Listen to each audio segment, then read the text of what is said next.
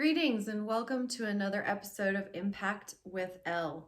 Today I'm going to talk about a distinctly New Mexican issue, but also it's a global issue, and that's water and the management of water and our resource going forward. I've actually decided to learn a lot more about that. We have a really interesting tradition and a very old history here or I should say a long history here in New Mexico of water management.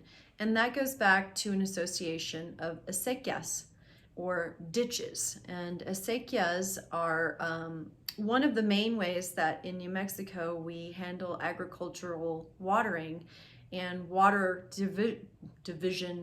distribution in our communities. I've actually decided to get involved personally and now am an acequia commissioner in the northern New Mexico area that I live. It's been a really interesting experience learning about this process. I mean, I was aware of it because it was brought to New Mexico originally by the conquistadores, or the Spanish, when they came and settled in the Americas in the early 1500s.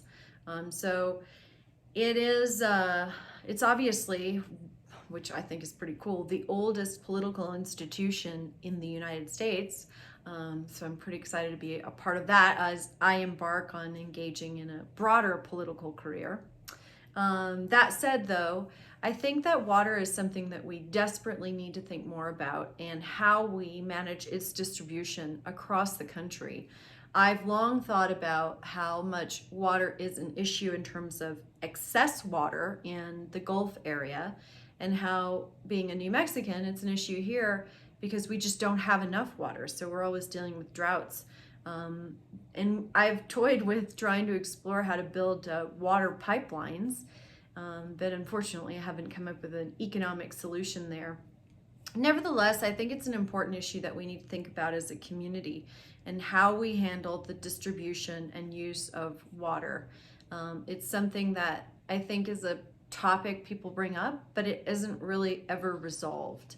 And you know, if it were up to me, I think free markets and openness in that space is exactly what we need. But we need to understand that it's a community and a shared resource. Being an acequia commissioner, I see a lot of people who are very focused on what's their share, what are they going to get, how can they maximize their water use. And I completely understand that. I'm a parciante, my goodness, that was terrible. I'm a parciante myself. Parciante is a member of an acequia. And so I fully understand the urge to want to get as much water as you feel entitled to, but we also have to remember that we're part of a broader community, and how we distribute that resource amongst all of us is really, really critical.